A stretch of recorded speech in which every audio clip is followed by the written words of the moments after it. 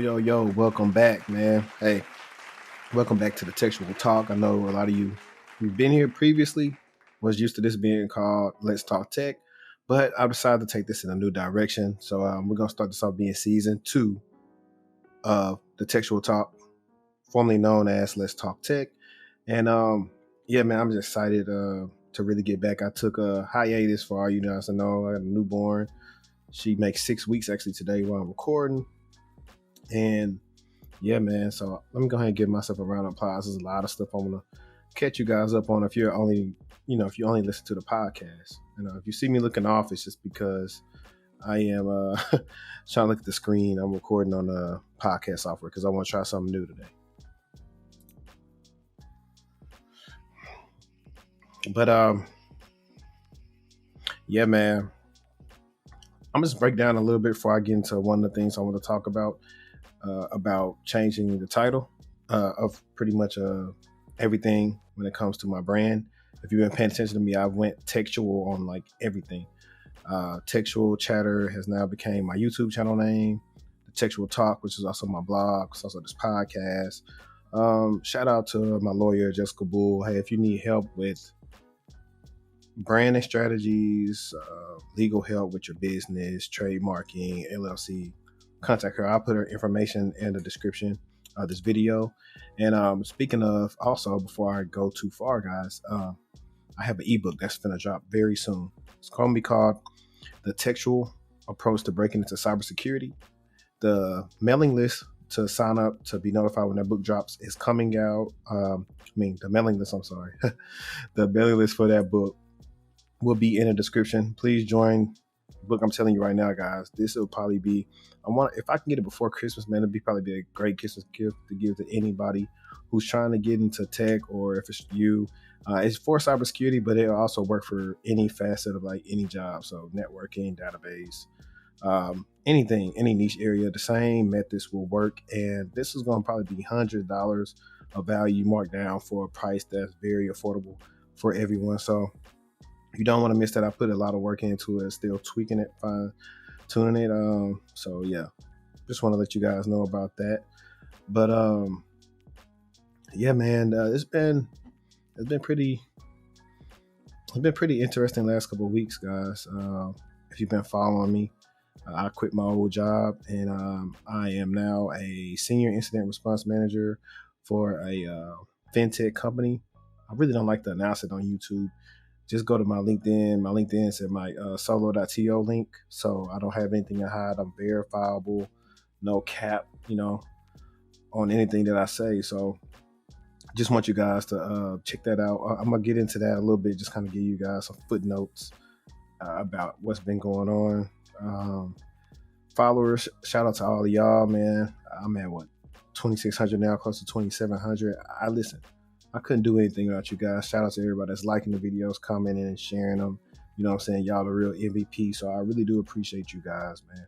So, but one of the big things that we saw today was there was I believe Robinhood had a major data breach. And what we're going to do is if you're watching me on YouTube, you'll be able to see that I'm going to share the screen. We're going to go through the article. If you're listening, you can read it or you can skip past this part, you know what I'm saying? But that should entice you to pretty much tune in on YouTube. So let's check this out for a second real quick. Let me share this. It's confirmed it was hacked last week with more than 5 million customer email addresses. And 2 million customer names taken, as well as much smaller set of specific customer data. Interesting. Guys, from what I know, with incident response, dealing with incidents that a couple over. If this was last week, they're still doing their investigation. They don't want to put anybody in more of a frenzy than they already are right now. Set of more specific. Specific could be anything, but specific should be a concerning word because if I'm not mistaken, either Robinhood has went public or it's about to go public. So that's concerning, especially as Robinhood. And I could be wrong. I'm not the biggest investor, but I want to say Robinhood probably changed the game when it came to investing just for regular people on their phones. I believe everybody was like a couple years back just using Robinhood. Say, hey, yeah, I got the stock on Robinhood. They're, signing you up for you to, signing up so you can invest. So Let's keep on reading. The company said in a blog post that a malicious hacker had socially engineered a customer service representative over the phone November 3rd to get access to customer support systems. That allowed the hackers to obtain customer names and email addresses, but also the additional full names, dates of birth, and zip codes of 310 customers. So I want to come back to this. Let's see. December is next month. We'll say around probably March. We'll probably say around March to come back and look at this. Sorry, man, my freaking MacBook is doing stupid stuff. But around March or April, that's when they probably have a full detailed incident report of what happened. I mean, granted, we may not be sick, but we'll have more info on it because that's pretty interesting to me. To saying, first of all, a malicious hacker socially engineered a customer service representative over the phone. Really? That doesn't make sense to me. It doesn't.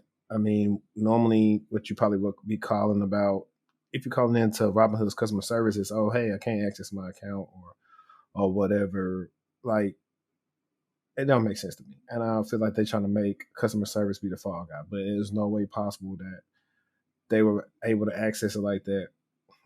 And if they did, that's a bigger indictment on Robinhood. But I'm gonna tell you why it's a good thing once we get to the end of the article. Robinhood said that 10 customers had more extensive account details revealed. Robinhood did not say what information specifically, though no social security numbers, bank account numbers, or debit card numbers were exposed and caused no immediate financial loss of customers. Okay, so I guess that's a silver lining, that no important things, were lost. I mean, from the customers. But with those email addresses, those guys now can pose as Robinhood and say, hey, you guys were affected in the breach. Please click this link to do credit monitoring, whatever. But it could be a malicious link where it's fake credit monitoring, and they really get their social security numbers, bank account numbers, and debit card numbers. So this still is pretty huge because the totality of 5 million people, that's a lot of people. That's more than the state of Louisiana has in population. So, yeah, just think about that. So, but it's precisely the kind of information that malicious hackers can use to facilitate further attacks against victims. Like targeted phishing emails, sensitive names and dates of birth can often be used to verify a person's identity. You see that I just said that? I just said that's exactly what can happen. And you look, no cap. You see, I ain't scrolled down yet before I said it. So the company said once it secured its systems, the hacker then demanded an extortion payment. Robinhood instead notified law enforcement and security firm Mandiant to investigate the breach. Okay, so we need to look into Mandiant. It's a similar breach to how Twitter was hacked in July 2020. A then teenage hacker used social engineering techniques to trick some of Twitter employees into thinking the hacker was an employee, allowing the hacker to access to an internal Twitter admin tool, which he used to hijack high-profile accounts and spread a cryptocurrency scam. The attack netted the hacker just over $100,000 in cryptocurrency. In its aftermath, Twitter rolled out security keys to its staff to toughen its defenses against attacks that prevent these kinds of attacks from working in the future. I mean, come on, fam. So I would say that's more of a, since they told us what happened with Twitter, that's more of a sophisticated attack. If he was a teenager, I mean, he must have been watching Mr. Robot, but he studied heavily on how their process works when you call in and who information he needed. So he probably went to somebody's Twitter or LinkedIn and started acting like somebody. And that's one of the scary things about having social media, guys, because somebody can pose as you. So it's very important that help desk customer service actually have their verification process be to where someone cannot do that. When I worked for help desk, you couldn't fake calling in to the TSA IT service desk because the way we verify is you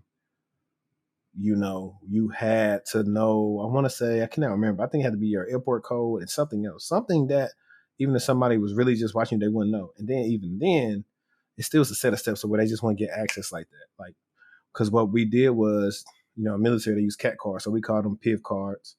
And so, or easier term, smart cards. And using the smart cards, these guys technically were supposed to just use those to log in. And when they forgot them, they would need to get the policy on their computer relaxed. And what you would have to do is they would have to call. We have to go on this thing called iShare, pretty much a SharePoint site, see who their manager is. And that manager we would either, I forgot. Yeah, we would call the manager to verify if it, it's them at work or vice versa. Or sometimes they can get somebody else that was work that could call in and verify, hey, yeah, this is so and so who they say they are, and we would do it like that. But it definitely was layered. So let's keep on scrolling down. Whatever lacking security controls that allow the hacker to trick Robinhood customer service representatives into granting them access to an internal system is likely focused for investigation. Okay, so that's that on that. Let's see something real quick. I want to see Mandiant Robinhood. Let's see something. Mandiant Robinhood. I'm just gonna type this in. I'm just gonna hit news. If we don't find them, we'll go on. 15 hours ago, 14. Mine was 17 hours ago. 13. I'm gonna try one more site. Like, granted, all these people were probably just, rushing down. Like, even me doing content on this. Shout out to everybody, man. I'm working late, bro. We're gonna get into some stuff, so hang tight. Let's see what we got right here. So this is a little bit different. I don't want to hark on this too long. I'm gonna scan through it. So, they kind of embellish right here. So one report said TechCrunch said 5 million. This one says 7 million. What's the real number? I would say it's safe to always say it's always more. And I'm willing to bet that everybody that was affected, they're telling, hey, come and roll in credit monitoring. But let's move along. Let's see.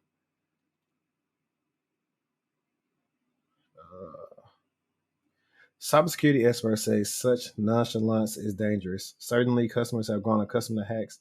They've also given the likes of Google, Facebook, and Robinhood some of their most private data, ranging from their social security numbers to their bank account details. So in this one, it says it believes no social security. It doesn't say no social security account numbers and all that stuff has details been released. So we shall see.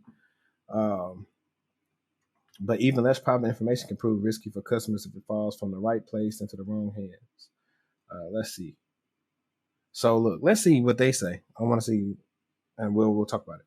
Let's say you receive an email that says your Chase card has a problem. You need to log in and fix it, explains Mark McCreary, co-chair of the privacy and data security practice at the law firm Fox Rothschild. If you don't have a Chase card, you ignore it. But now that a hacker knows 7 million people who actually are Robinhood customers, see, look, I'm validated. They can impersonate Robinhood and get used to log into their Robinhood accounts. They know those people are going to be susceptible because they're Robinhood customers.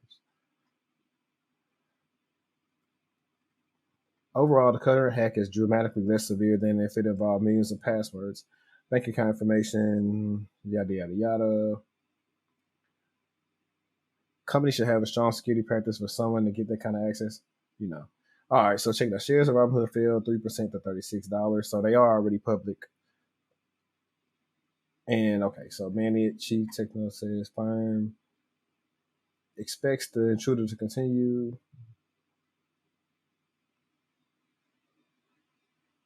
All right.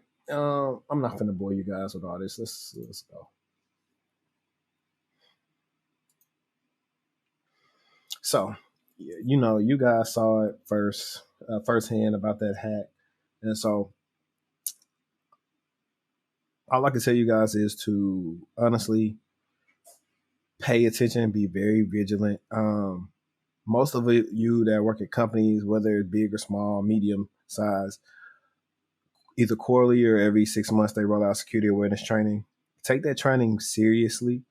I know you just think it's BS, but that's the number one way to fight against stuff like this, especially 2 to 7 million users. If you are one of people to use Robinhood, listen to me now. Pay attention to everything you get. Double check it. If you don't think it's legit, you can actually call Robinhood and ask them about the email. If they say something about your bank stuff, call your bank. Never give your account numbers, your password, whatever your code is through an email or anything like that. Say, hey, we just sent you a code. They're not going to ask you for that. That'll be stuff that'll be in the app when it says put in the code. So no one's going to call and ask you for that. So just be mindful of that. Make sure you have multi-factor authentication on your accounts. Make sure your passwords to Robinhood and everything else is not the same as your email password, because then they can start getting into everything and you really are exposed. You pretty much, what we like to say is, you caught with your pants down. But so, man, that I kind of want to touch on that. I'm trying to take this in a new way, man. I really want to give information on like current things that are happening in the tech space, security wise, and then we go into. I was going to talk about some stuff on Twitter. Twitter, if you don't know, has a hashtag Black Tech Twitter, and what I'm going to do is start talking about maybe uh, some of the things people on there that they be hating about. I'm actually going to type real quick and see if I can find anything really quick one last time. I doubt I can though, man. Let's see.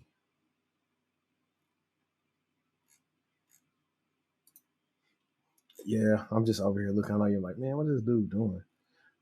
But I'm gonna start from now on. If something spicy, I'm going to write it down and talk about it on here, because it's hard to do it. Like I'll fire back on people, but for the most part, it's a lot of BS on Black Tech Twitter. You know what I'm saying? You got people that want to help and people that want to just hate and all the time, and it's just ridiculous though.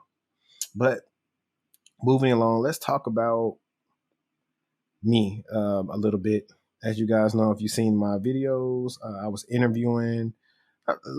Let's just get into it, man. This is my time to really talk to you guys. It's podcast form, not video. You're here to listen. So honestly, it didn't take me long to really find this role. So one of the key things, guys, about interviewing is it's best to interview when you have a job, because you have leverage and you're sought after even more than not having a job sometimes, and unless you just chose to walk away. It's a little different. Have experience, you know. I might talk about a little bit about that interview process, but honestly, it might have been. I'm going to go on my LinkedIn real quick, and I'm going to see exactly when he reached out to me, so I can give you a timeline real quick. So hang tight with me. I might edit this out. I might not. Who knows? I'm gonna tell you that because in my Slack, if any of my clients in my Slack channel could tell you, okay, boom, I'm gonna tell you when he reached out to me.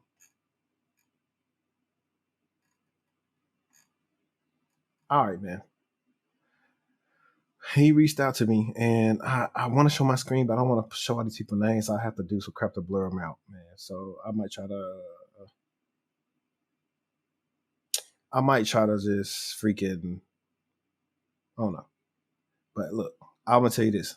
It says June 21st. Hit me up at 8:35 at night. Tier 1 investment bank opportunity. Matter of fact, what I'm gonna do is right now, shift control 4. I will do this. And if you watch this, I might block out what the salary is on there too. Maybe, I don't know. It's not that I want to cap, but I don't like people in my business. But yeah, he reached out to me at 8:35, June 21st. Okay, about this role. So now it's November, so that was 6 months ago. So about 5 months. It was like a 5 month process. This is a big company. Like I said, if you check on my LinkedIn, you can see who I work for now. But this was a position that pretty much is new to me. Even though now it's very different than my SOC roles. Um, I What's I say, intimidated? Not really. What was funny is that while I'm reading the initial message he sent me, this is none of the stuff that I have to do in the role. But the salary did catch my attention, and at this present point right here, I actually was doing some finessing. I was working. I was doing a couple of things. I'm just keep it like that. Can't expose too much. Maybe I'll get a. Y'all let me know if y'all watching this right now to this point right here. Should I get a Patreon? Because I've been wanting to talk about other stuff, but I don't want to have it on YouTube because it's too accessible. Anybody can search it. But I've been thinking about if you want me to, I could do a Patreon. It won't be expensive, but I could just drop stuff right there, or I may drop it in my Slack. It just depends, man. I have to. It's hard because when you put something out there, it's hard to get it back. But yeah. So I'm gonna give you a timetable. June 21st, he reached out to me.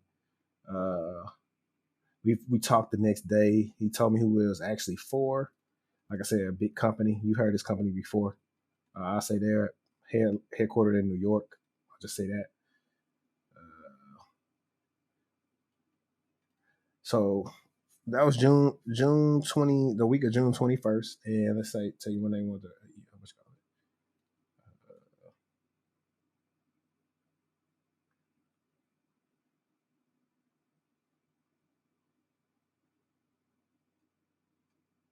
So June 24th is when I gave him a what's called it, but then after that is when me and him just really only started talking via email or text. So within that time, I want to say I interviewed in July. I had a first interview with my I think the manager I report to. Went smooth. Right after that, they hit me up and said, "Hey, we wanted to interview again." And so the next interview was a 4-hour interview with multiple people throughout the day. I was kind of nervous, but I had been through this before. I'll tell you this right now. I interviewed with Ernst and Young last year, so I was familiar with this. And Ernst and Young, this was right before the pandemic happened, so this was in person. So uh, I'm not too bad. I've always been myself, guys. Like I tell my clients, even if it's a role you hadn't did before, be confident. Be confident in your strengths. Know your weaknesses. Know when to pull them somewhere else and allude to what you did somewhere else, and kind of build up upon that. Ask questions. Ask a lot of detailed questions.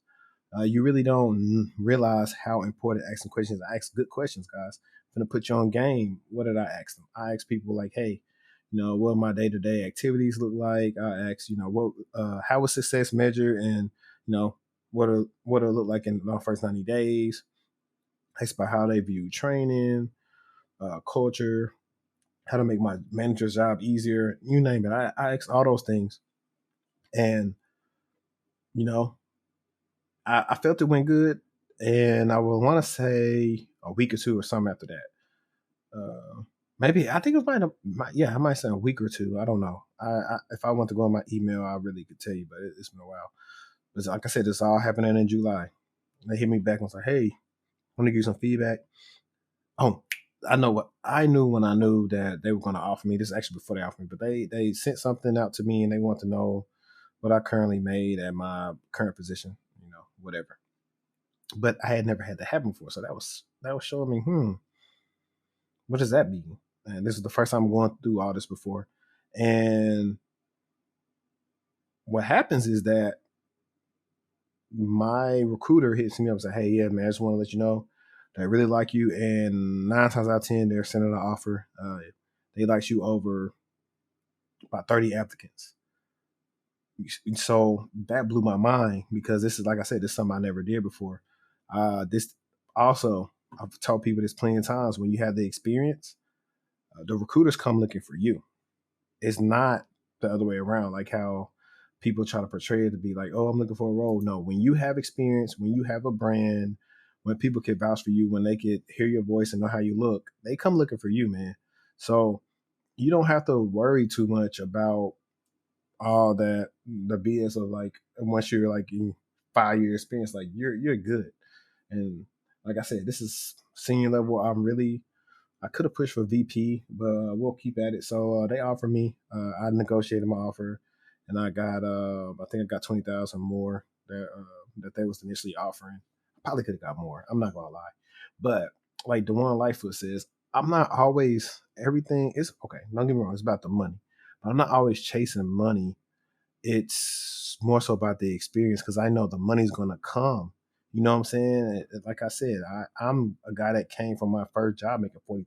I make way more than that now. So I never was tripping off that. If you only doing stuff for the money, I'm not saying it's wrong, but it's about the experience you can get. You can always get the money. If you could become a subject matter expert, it really doesn't matter. You know what I'm saying? What you got. So it's pretty cool. So to fill you guys in, my background check for this company, like I said, it's a financial company. It took like 6 weeks, super long. I'm like, bruh. It felt like I was getting my security clearance again, which, they also told me, hey, since you got a clearance, we can redo that for you. So it's pretty cool, man. We'll probably keep on having episodes when I'm telling you about This position, like I said, Monday was my first day. Just normal orientation stuff, trying to get used to everything. Right now, remote. I know eventually I'll have to go into the office, and I know some people are like, "What? I'm only working remote." But truth be told, man, I want to be around some people. Sometime I used to love, like, not love going to the office, but you miss going to the office. That human interaction is a little different. It really is. So that was cool. It was crazy because I put my 2 weeks in for my old company when I was on paternity leave, and it's kind of bittersweet, man. To be honest, and I'm gonna segue into something is like, how do you know when it's time to leave a company? Because I'm not a job hopper. Um, Optiv, which is my last company, treated me right. I mean, treated me pretty good. Always gave me a raise every year, gave me different opportunities, always spoke big of me, put me, in connection with different people, let me speak on panels, let me travel places on their dime. So they were always good to me. So I really wasn't just looking to leave because one of the best work environments I, worked in. And, shout out to my old manager, Ashley. She was a big part of that. I wrote her a great recommendation for LinkedIn, and she's got a promotion. And so I know that if I ever have to go back, I can, because my work spoke for itself. But one of the reasons some of the reasons I left is because I felt like I needed to do something different. I don't. I love socks. I like being in socks. Like I said, one of my ultimate goals is to be a person that stands up socks. Uh, in my role, most of the time I dealt directly with our clients' incident response team. So now that I'm on that other side, I get to see the different ends of it. So I got the strong skill set right here. Then build this up. That automatically makes me a viable candidate, because see, some people who go to director level have never did both. They've only did one side. And with that experience, I'm even a bigger candidate. And like I said, even more money could come just from that, just from the mindset of knowing that, because everybody is scared about, all this technology gonna replace people. That stuff really don't matter. You can put the technology in there, but it doesn't mean anything if you don't know how to utilize it. But uh, I left because I think I just got to a place where I hit a plateau. I felt like I needed to go. Like I needed to make myself uncomfortable to make myself grow some more. I think that was the biggest thing. I could find plenty other sock roles or something like that, but it really wouldn't make me grow like it would in my career. I actually had opportunity, like, for my manager's job, but I didn't want to manage that team. I seen enough of them. It was, I mean, it would have been cool for a resume, but that's not what I want to do. Um, quite frankly, I just needed to experience something new. I had been wanting to get into the financial sector anyway, cybersecurity. That experience different threats, the different things, to where, now that I could be familiar with certain compliance standards and frameworks and all this, there, like I said, it just makes me look, more attractive candidate. And I think I got tired of, like, some of the people on my team, to be honest, that the fact they were probably still there, to be quite frankly. I mean, I felt like they should have went. They Right towards the end, when I had already pretty much accepted my offer, they started letting us do a little bit more advanced stuff. By that time, it was too late, and I had already accepted. I didn't really even tell my company I had the offer, because I really didn't have intentions of staying. Because one of those things sometimes that happen in a company is like, okay, we'll promote you, but it might take 5 6 months. Not saying that's going to be optive, but that's what I was thinking about. I was like, I know they'll probably let me do something else, but how fast? So it was nothing major, like my managers meeting or about nothing like that. It's just more so career development. I had somebody that I respected from the company, actually, when I announced on LinkedIn, what I'm doing, when I'm working. He messaged me and said, hey, congrats, very impressive. And that meant a lot, man, because I walked in like to that job as like the little homie. That was my second sock position, but I worked super hard there. Anybody will tell you I work hard. I wish I had messages from my old phone of them saying, "Yeah, hey man, you really doing your thing, dude. I see you grinding. So seeing that, and where I worked myself too, like I was the lead of my level twos, and I was the go to guy. When my manager was like, "Hey, contact him," my principal analyst saying, "Oh yeah, hey, Ashley said I should talk to you," or the manager over there said, "Hey, I should talk to you. You're the guy that knows this and that." So that was pretty cool. Um, so if I was to say, when to leave, it's like different circumstances. Most of the time, it's like, hey, when you don't feel like you're valued, the work environment is messing with your mental health, you're not paid right. Also, yeah, I left for more money because I got an addition to my family now. So, of course, more money makes sense. You got to do what's best for you. The company going to do what's best for them. Do what's best for you, dog. Joe Budden. But if they're not treating you right, you don't see any way you can elevate. Also, let me say this real quick. Um, Funny enough, my director over us, he ended up putting his 2 weeks in while I was on paternity leave. I said, that kind of gave me confidence, like I'm making the right decision because he was my only black director, and I'm not making this, it's not no sob story, victim Olympics thing. But one of the things I asked in like our black employee network was like, hey, do you ever think they're going to have somebody look like us, C-level at the top? I never saw that. So that's one of the things too, guys. Be mindful. You know what I'm saying? Sometimes you might not care about that, but maybe I don't want to do that. But just the fact that I could do it is a big thing. So I pay attention to that. Like it's hard. You don't see a lot of us at the upper echelon. So I think that was one of the reasons too. It's like, hey, yeah, I can get here, but I can't go past there. They're gonna plateau me. So also some of the common reasons why I did it. So if you're at this company now, man, hopefully listening to that gave you the courage, like to do something different, shake yourself up, get comfortable. I was just telling an old client today, they were telling me about they didn't want to possibly relocate somewhere because they're kind of nervous. And I said, yeah, I understand, but hey, we grow when we're uncomfortable. It's sink or swim. I'm going back. Like I could be on my soapbox all day 5 years ago, 2016, moving out here, driving on 635 in the morning, getting on 75 to go to Little M to my aunt's crib. New beginnings, but nervous. Hey, what is it going to bring? Am I going to do good at this new role? What people I'm going to meet? How? If I'm chronicling where I was then to now, it's just crazy. You know what I'm saying? I didn't leave there for that much money, but I made myself uncomfortable to grow.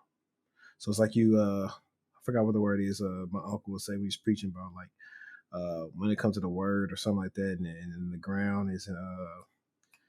ground pretty much needs to be messed up and breaking open so you can receive something new. It's pretty much what you got to do to yourself. Like if you want to grow, change your surroundings, change your job, change the location, and see how you perform.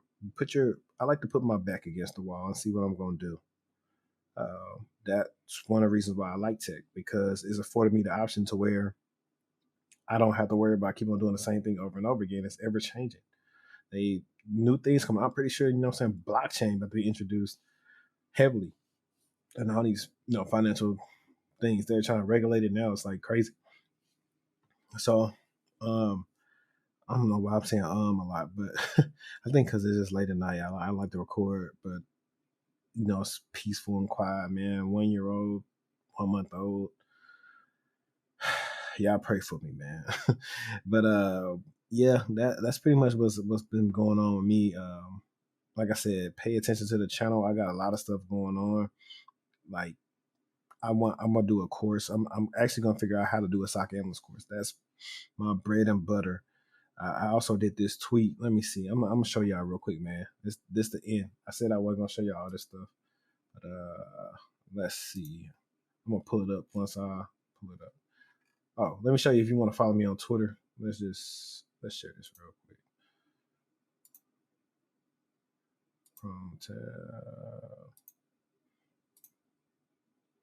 I see I changed my name. IR manager, career advisor, content creator. But hey, you go on my Twitter, you see right here. This is how you can sign up right here. My link right there. Click that, and it'll take you to the thing. Actually, I'll show y'all real quick. Let's go. Show you exactly what it'll take you to. I made this tweet, and the funny thing is, like, guys, my tweets that go up. Shout out to Mary. If you guys, hey, if you need to get in the type of boot camp that's affordable and you want to change your life in the next 6 months, get with Mary. She's gonna be on the podcast soon. I mentioned her in my ebook with my tech best friend, but I was messing with her saying that she is a tech influencer. Look at that, almost unanimous. Almost 500 people voted. 92.5% said she's a tech influencer. So, Mary, if you're watching this right now, you are a tech influencer. But, man, it's crazy, man. My Twitter goes crazy. Let me see. Okay, look, November 8th. So, where I'm at. Sorry. And I might freaking cut some of this crap out, honestly, just because I don't like to waste people's time.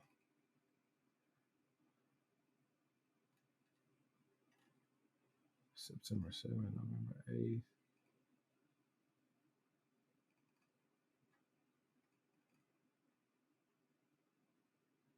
Bam, here it is. Okay. So look, my tweets tend to do this from time to time. So this is my first day starting, and I'm just telling everybody. I say, if you're an IT help desk or even call center, tap in with me. The same thing I'm doing now, you could do too. And when I tell you my DMs blew up, man, like no lie, that's why I told people they was coming, and then I said, hey, you know what? Just go to the website, fam, because you know, see, some of these people read this wrong because I didn't tell them that they could do a job. Like they interpreted it wrong. Maybe it's bad wording on my part. Y'all let me know. But I was telling them, if you did that, you can get to where I'm at. And maybe that's what I should have said. But that's what I meant when I typed it. But that's a beautiful thing about Twitter. Everybody can tap in. It was crazy. Like, I had so many people hit me up, and I was like, look, I came from help desk. Yes, I got degrees, but I came from help desk. If anybody understands the struggle of help desk, I do. And that's why my people rock me. I'm not gonna lie to you. I'm gonna tell you real. I don't just say you gotta do help desk because I did it. I would say I got benefits from it. So yeah, man. Let me stop sharing. But that tweet went up. You know what I'm saying? And I'm not gonna stay on here any much longer, man. Y'all, so I hope y'all enjoyed this episode. Hope y'all enjoyed what we talked about with Robinhood. And hey, if you want video requests, podcast topics, or anything, my email is in the description, info@textualconsulting.com. Hit me up. It's also in my any of my links. I'll be sure to make a video on it. I got some big stuff planned. A lot of guests. Hey, we back at it. Appreciate everybody for rocking with me. Hey, I couldn't do it without y'all. You know what I'm saying? And remember, the buffoonery remains at an all-time high. It's your boy HD.